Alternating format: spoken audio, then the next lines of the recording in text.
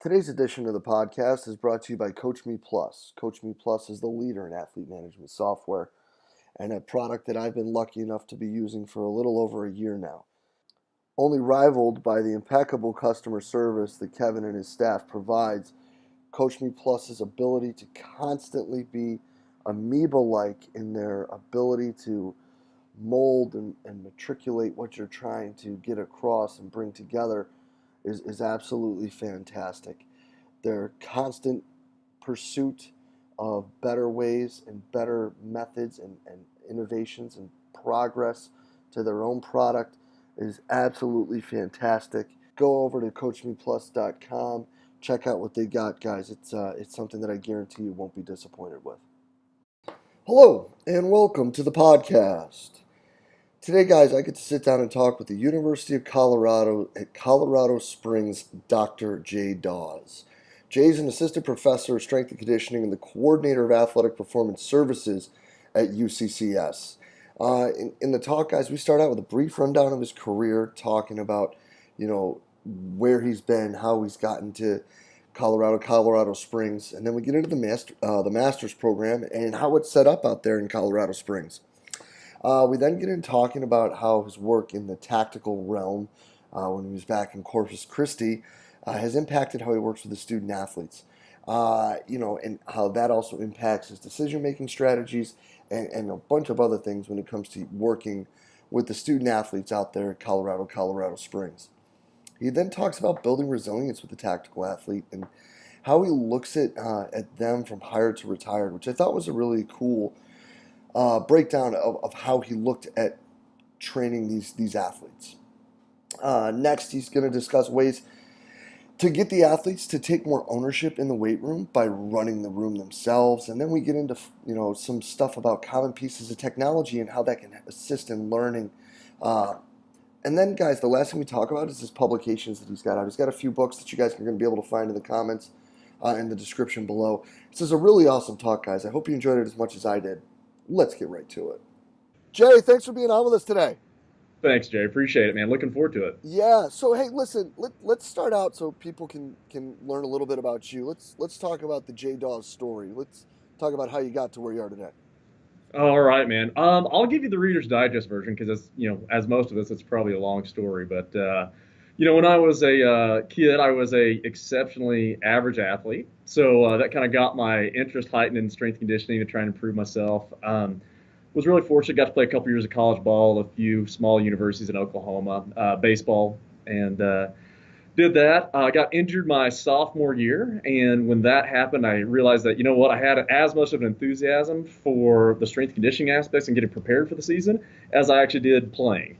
So it went into a real nice transition into the strength conditioning field. So from there, I was actually at the same university that I played at. I was a assistant softball coach and strength conditioning coach for the entire university, which was kind of a dubious honor because they gave me kind of a dual role where I was the head strength conditioning coach, but also the director of physical fitness, which basically meant anybody who came in who just wanted a tight tummy and tushy got a workout from me as well. So, but hey, I did what I did to be able to get a job, so it was good. But, went on to grad school, went to Oklahoma State, did 2 years there. While I was there, I worked as a post-rehab exercise specialist at a medical center. And upon leaving Oklahoma State, actually opened up my own training facility in the Oklahoma City area. So started out in a small 1,200 square foot space, and by the time we were done, ended up in a 6,300 square foot space. So real nice transition. Got to work with a lot of high school, collegiate athletes, a couple Paralympians and things of that nature. From there, transitioned to Colorado and actually took a job as the education director for the National Strength and Conditioning Association for about 3.5 years. And so during that process, finished up my PhD, spent a little bit of time down in Texas A&M, Corpus Christi, where I did a little bit of coaching there, a little bit more on the private side, but really got involved with the tactical strength conditioning aspect. So worked with the Corpus Christi Police Department down there, helped them develop programs for not only their incumbent officers, SWAT team, bomb team, but also with their police academy as well. And so, again, spent 3 years down there, and now I am at University of Colorado Springs. And my full-time gig here is I'm an assistant professor of strength and conditioning.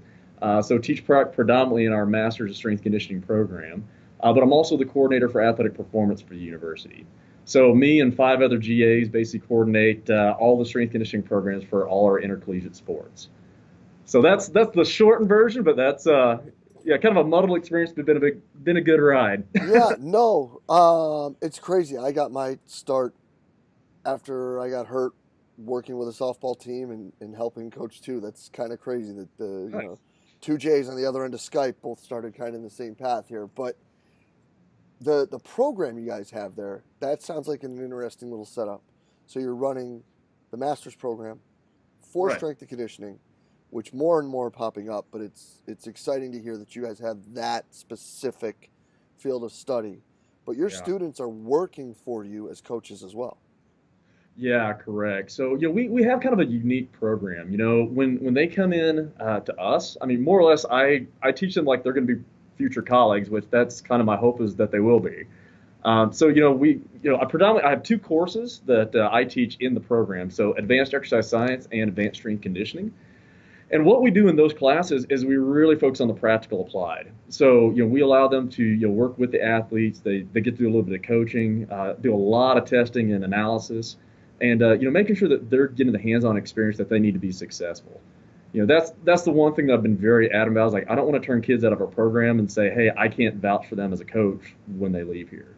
So, we've been in a very fortunate position in that regard. My colleague here, Dr. Craig Elder, he handles most of the administrative stuff that I really don't like doing, and I get to do the fun stuff, which is the hands-on strength conditioning and really helping the kids out and trying to get them that hands-on experience. So That's awesome. Now, before you came there, you said you were doing the work with the tactical guys down there in Corpus Christi, Texas. yeah, So yeah. since that's kind of like I mean, the clinic was this weekend. And it's kind of become like a sexy topic, the the tactical athlete, which I think is an interesting term because all sports are tactical, Right. but they're different. Oh, How absolutely. how has that impacted how you look at the student athletes that you work with now in Colorado? Oh man, I think realistically, I think the thing that really got that was re-emphasized when I started working with the police groups is we have people here that we're asking to do things that are high level, high stress. Um, you have to do athletic things, even though you're not functioning in the space of athletics. Um, but the thing that became readily apparent is we're asking them to do all those things, but a lot of times we don't even have healthy and well people. So, first and foremost is really going back in. Is like, okay, how do we develop a good base of health, fitness, wellness, so we can build a platform for performance? And I think that really has, made me think twice about how we approach our student athletes because you think, they're 18 to 22 years old, and for the most part relatively healthy. But you look how kids are, the expectations that they have now, as far as what they're expected to do in school, and all the academic stress and pressure and things of that nature, they're getting hit from a lot of different angles. So the amount of stress that they get, it makes them not really have the best platform for wellness, which again is going to impede their performance downrange. So we really try and help them manage things like lifestyle wise now, and really help them make better decisions. And again, they're 18 to 22, so they're going to mess up a little bit. But the goal is like, okay, just don't mess up too bad. And if you do, here's some steps that you can take to get yourself back on track and kind of correct that a little bit. That's awesome. So, what are some strategies that you took in that realm from Corpus Christi, or even things at Corpus Christi that helped build those things that you've had success with the student athletes in Colorado? Right. Man, I think one of the biggest things now is probably, and it's been a hot topic for probably the last couple of years, but sleep. Sleep and recovery are some of the biggest issues that we have. They're doing the right things in the weight room, but when they're outside of that, the weight room, they're not doing things that are going to be optimal to get themselves ready for the next workout and to repair their bodies. And the funny thing is that a lot of the law enforcement groups that I've worked with, it's the same scenario. They get hammered with a lot of other things like shift work and variable schedules and having to pull overtime. There was one guy that I worked with. He was a SWAT unit guy, and he said, "Yeah," he goes, "I get in about 2 a.m. every morning. I sit down, I have a beer, I eat, watch some TV.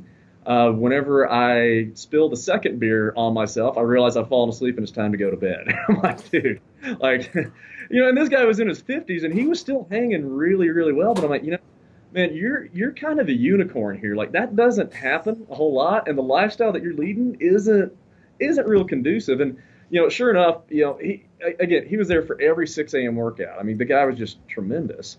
And actually found out later he worked with Coach Mike Bergner at one time in high school. So I'm like, oh, that actually makes a little bit of sense as far as the grit. Yeah. But he ended up pulling a hamstring, and so we had to kind of back him off and make sure that he was doing things as far as a recovery standpoint to get himself back ready to go again. Because I think that's one of the things a lot of times with those groups is sometimes we'll have little tweaks and injuries that happen in in the training sessions and stuff like that. And there's one fella, he was doing a 300-meter run as part of their testing battery. He ended up coming up, pulled a hamstring, and he's in his late 40s, so you can't prevent everything. But it's one of the things I was kind of beating myself up and going, man, could we have done anything better? Is there anything different I could have done?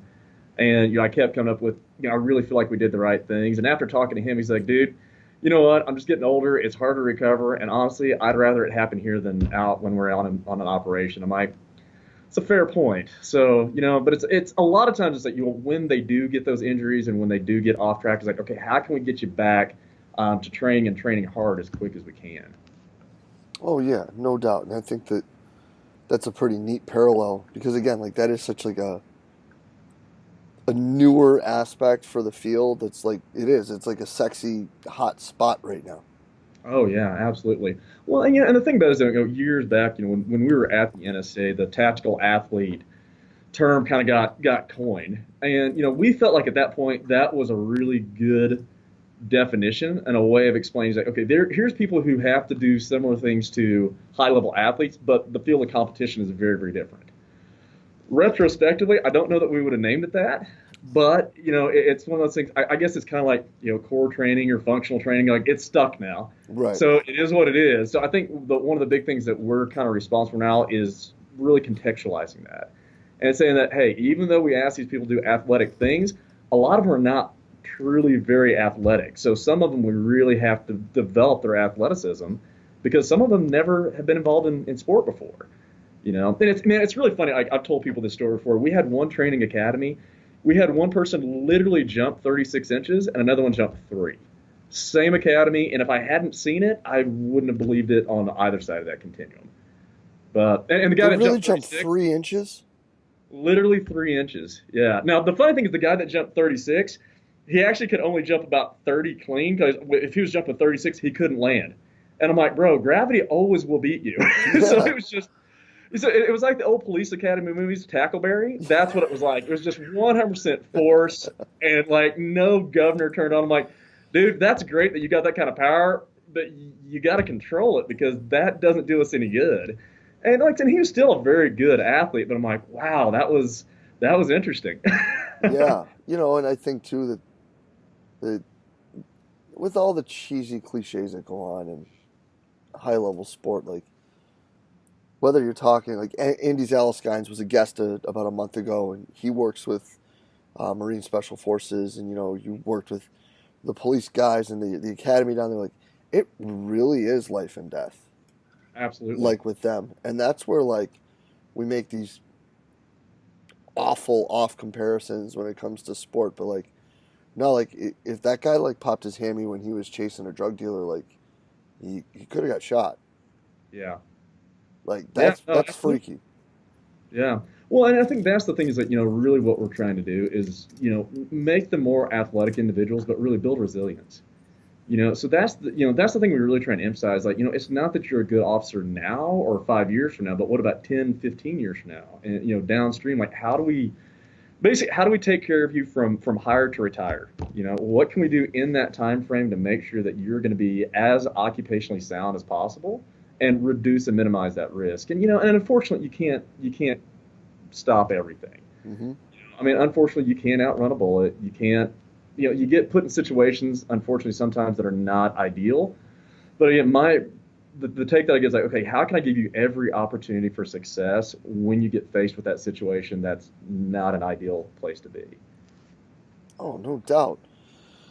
So then, taking a step back with that, because you're dealing with people that are probably not that far off age-wise when they come into the academy versus when they show up as an Right. 18-year-old freshman, how is that different now when you're looking at, the program that you built with the academy and preparing those young men and women for defending us Right. versus how you're, working with a women's soccer player who's defending a goal?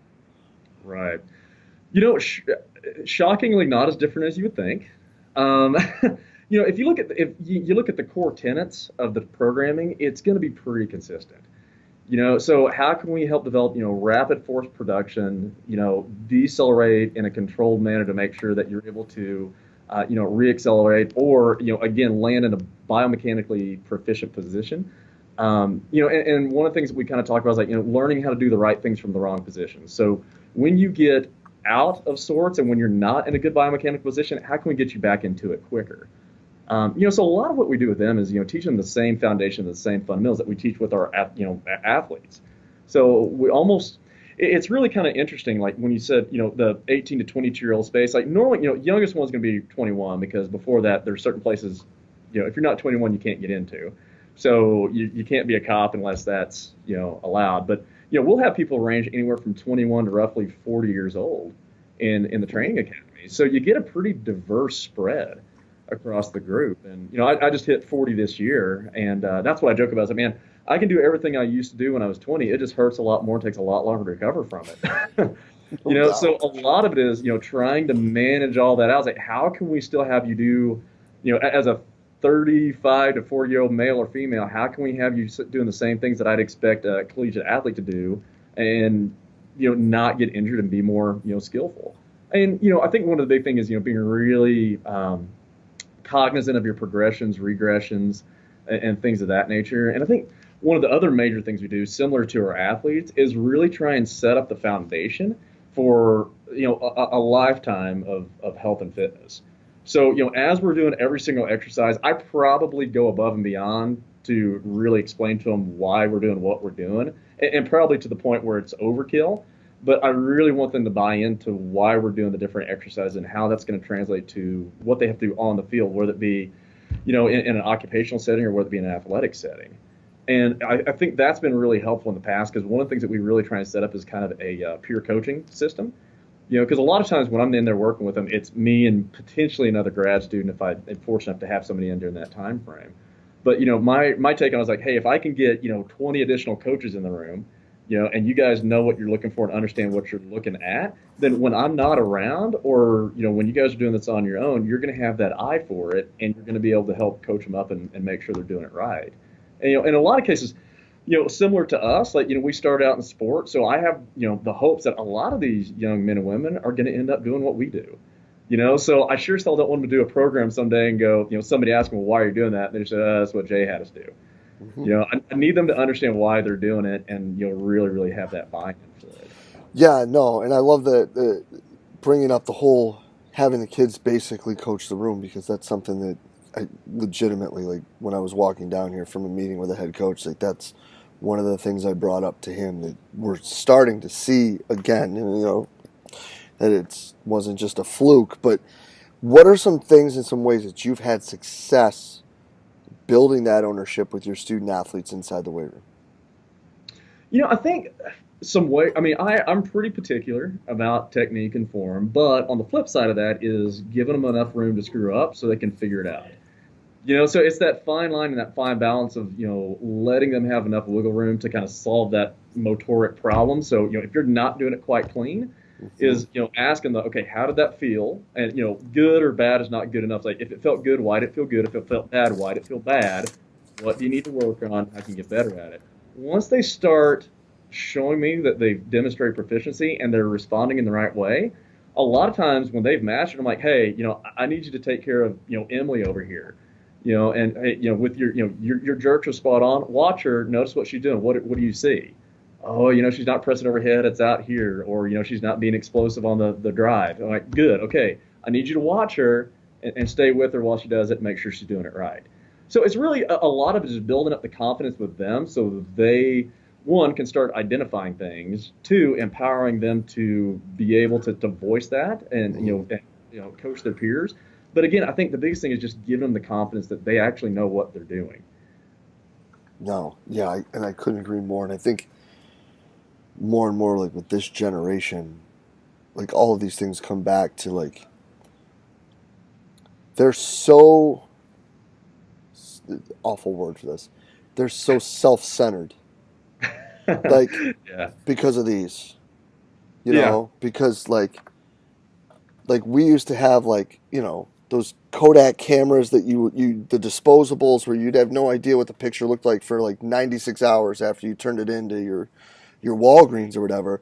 But they can change the filter and they can do all these things, and they're so used to being able to make the world see what they want the world to see, Right. that I think like the more we can instill like actual real world confidence, if that makes sense, Sure. Absolutely. into them in the weight room, I think that might be like the next like gosh, and I know Natalia Verkhoshansky, so this is gonna sound, she's gonna be so mad that I say this, but like that might be like the next special exercise, Yeah. because that might be like the next thing that really carries over is like them actually believing that they're better. Right. Well, and I think, kind of like you said, it's easy to get sucked into those things, man. And the technology, it's a mixed blessing because, I mean, we actually utilize it a lot in the training room. So, a lot of times if a girl's or guys not doing a technique quite the way we want, I'll say, hey, go grab your phone for me, and I'm gonna put it on slow mo. I'll film them and say, hey, take a look at that. What do you see? So they can start analyzing themselves, and it's really cool because a lot of times you'll start to see them going through the actions. So if we talk about like arm action during a plyometric, like as they're watching it, you'll see them kind of go like this. So you can see that they're making that connection. So in that respect, when I look back where we were 20 years ago and where we are now as far as the technology available, it's fantastic the things we can do when it is. But that's the thing is like keeping it from becoming a distraction becomes one of the issues. So obviously when we're in the weight room, like put the phones away, do not utilize them unless you are told to get them specifically by me. Um, I think like you had mentioned before, is that peer interaction is another thing. Is like a lot of times we spend a lot of time alone together now. So if you go to a That's a great way restaurant, to say it. how many times do you see like two people sitting together having lunch together, but they're not really having lunch? Yeah, they're doing this number. Hmm. Yeah, so it's one of those things where, forcing them to interact and forcing them to have to communicate with one another and figure out the best ways to do that is something that, I really feel like, now as a coach, we've got to start integrating that whole social aspect into, our training as well. Because, bottom line is like when they're on the field, they can't text somebody a message. But Yeah. you got to be able to communicate there. You got to be able to do it effectively, and you got to find what's the best way to communicate to this individual in order to have your message resonate with them versus they shut down or they get ticked off, and it's an interesting challenge, and it's like I said, like, I'm very much a fan of embracing the technology, but figuring out how to make it actually make our lives better and not detract is a big challenge right now. No. Yeah. 100%. And that's actually neat that you, because with the other part with that phone thing, when they use their phone, is now they're in possession of the video. Correct. Well, So like, also as a strength coach, especially a male strength coach, I always feel like it's a better look for the athletes to have their pictures on their phones and me not have them on there. oh, you Just I because didn't even I think don't of want to that. come off like a creepy old guy. Oh, So, good call. But no, but like, I mean, everybody pans through those things, and then all of a sudden it's going to show up, and they're going to be like, oh, well, I mean, or they're just going to hit the trash button. But I mean, it's like, you'd hope that they might look at it again. well, and that's a lot of times that's what we'll do is I'll tell them like save it because whenever you do this, right? I'm like, hey, I want to film you again, and now I want you to do a comparison. So look at the two, see how they look different, see how did it feel? How did it feel different? And I think in that regard, a lot of us, it helps appeal to that visual learner. Hmm. So we talk about the visual, auditory, kinesthetic. Like that person that's that visual learner, it teaches them so much more. Because I know, from my perspective, from playing baseball, in a whole nother life ago, when I would watch myself, at bat and things like that, we would actually have the old school video cameras up, and I would film myself, and I'd go home, break it down, analyze it. And at that point, a lot of it, I was in high school, so I really didn't know what I was doing. all I knew is like, okay, when Tony Gwynn hits the ball, he's right here and I'm right here. So maybe I could be better if I looked like that. Yeah. So that's what I was joking about. I was like, in high school, I was not the best student, but I was more focused with doing OJT for what I'm actually doing now. But yeah, I mean, I think that it has a really big impact when they can actually go in and physically break it down and understand it better. Plus, as we said before, like most of these young men and women are going to end up coaching in some capacity at some point in their life, even if it's not at like a collegiate or high school level. A lot of them are going to be, working with their kids, the little leagues and things of that nature. And I think, one of the big issues we have right now is we got a lot of really well-intentioned parents who go out and try and teach kids, but they don't really fully understand, what is, the best way to coach, especially at the developmental level they're at, and then, how to set the stage for, long-term athlete performance. And, it's kind of an interesting dynamic, with, the people who have the most skills in coaching are at the top, and, in a lot of ways, the people that need it the most are ones at the bottom, so they can really develop that good foundation and skill set for the young ones. Oh, no doubt about it. And it's really, it's a neat thing to think of when you're working with your kids that they're going to be the next coaches that you have Yeah. coming through. Yeah. So I'd be remiss if we didn't touch on a couple of things that you have out there. You know, we ran through the Cliff Notes version, but you're an author as well. Yeah, written a few things. Yes. So let's talk about the books because I Sure. mean we have one. I'm the biggest pusher when it comes to continuing education material. Obviously, with what we're doing now, Yeah, um, right on. and then the manual in our seminar. So let's talk about those here to kind of bring this all together. Right. Well, so yeah, probably. So in the last, I guess 5, 6 years, had three books come out. So one was actually a edited book for the NSCA. So it was developing agility and quickness.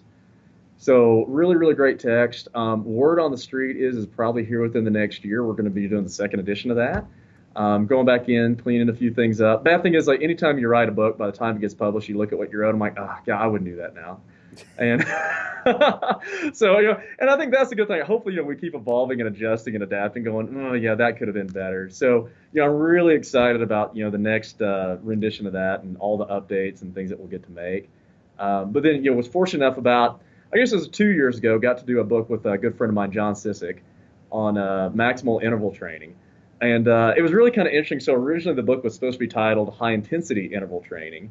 And of course, like on the academic side of me, the PhD dude over here going, well, technically it's not high intensity. It's more, different styles because, it didn't fit a certain threshold. And, so HK goes, well, what about maximal interval training? I'm like, yeah, that sounds good. So anyway, but it's a really good book. The thing that I enjoyed is, first getting to work with John. Like the guy's a consummate professional, and getting to kind of amalgamate what I do and what he does, and learn from each other is a great part of that process. But it was really cool. Like went in, the first chapters in it are, here's the different modalities that you can utilize, some different ideas that you can integrate into your training programs. But then toward the end, we actually get into a little bit of program design. So here's how all this fits into what we do, and the process we go about doing it. And fortunately, kind of, and similarly, I got another book that's actually I think that's coming out this month on suspension training. So it's the Complete Guide to TRX Suspension Training. And similarly, the upfront part of it is here's a couple 100 exercises or so that all the things that you can do that you can kind of sprinkle into your training program. But then at the end, we have some, specific training programs that are just suspension training based, but then more or less how we would really do it in practice with athletics. So, when we look at our like women's soccer team and softball team and things like that, we're not doing, it's not all suspension training, obviously. Like, we're going to sprinkle that in to help complement the heavier weight work that we're doing, and, to work on some, rehab, prehab type stuff, and, really make it in the context of a total strength conditioning program. So, the fun thing about both those books is, we've talked about, here's certain types of training, but then how do you integrate that into an actual training program? So it's not just all interval training and all, suspension training, but, how does this culminate to get the best results? No, highly practical stuff. I mean, if there's people that are looking for something to get them out of a rut or to add to their program or maybe give their kids a little variety, and then, not just looking at a how-to video basically on YouTube, but want to know where they can fit it and how they can put it in. I mean, both of those are great examples of products that, coaches out there that maybe salt and pepper isn't just quite enough. Maybe you need something different on your steak. So there's a couple of things that I would definitely check out. Yeah, and I think it's really cool. Like I got a good buddy who is out of Bond University in Australia, Rob Orr, and he kind of has a philosophy. He says, we're going to teach you how to think, not what to think. And I think that's the thing that I've really liked about these books is, we're going to give you some sample programming, but it's more or less like, hey, the professionals that are reading it is like you got the tools. It's just maybe this will help you think about certain things in a little bit different way. That's going to help complement your program and make your athletes and the general population people you work with better. Yeah, no, 100%, and I think that's a fantastic spot to leave it at. If you haven't had a chance to check them out, guys, please do so. We'll link them underneath here on Amazon, so you guys can go grab a copy of those. Jay, thank you so much for being on with us today, man. This is some absolutely awesome stuff, and I'm really excited to get this going and get this posted up here in a week or so. Awesome, Jay. Hey, it was a pleasure. Really appreciate asking. So, yeah, man. Well, thank you so much, and we will be in touch real soon, my friend. all right, sounds good. Take Awesome. care. You too. And a huge thanks again to University of Colorado Springs, Dr. Jay Dawes, for taking the time to sit down with us today. I mean, guys, just looking at that and how the whole thing kind of ties together and how the impact of working with the tactical athletes in Corpus Christi kind of brought it all the way full circle and really impacted how he looks at his student athletes now, I think is really, really cool. Because a lot of people go in that realm. They've gone to the military or the police or the fire, whatever it may be, and then they bounce back into college athletics and vice versa. So to hear and see the similarities is absolutely awesome to me. I really enjoyed that. And as always, guys, if you enjoyed the talk, please share it through the social media outlet of your choice, Facebook, Twitter, Instagram, whatever it may be. Share away. If you haven't hit the like or the subscription buttons on YouTube, Podomatic, or iTunes, go ahead and hit those, guys. Again, we're just trying to get great information out to great coaches. So please, if you did enjoy it, share it through the social media outlet of your choice. And guys, we will be back next week with another awesome guest. We will see you then.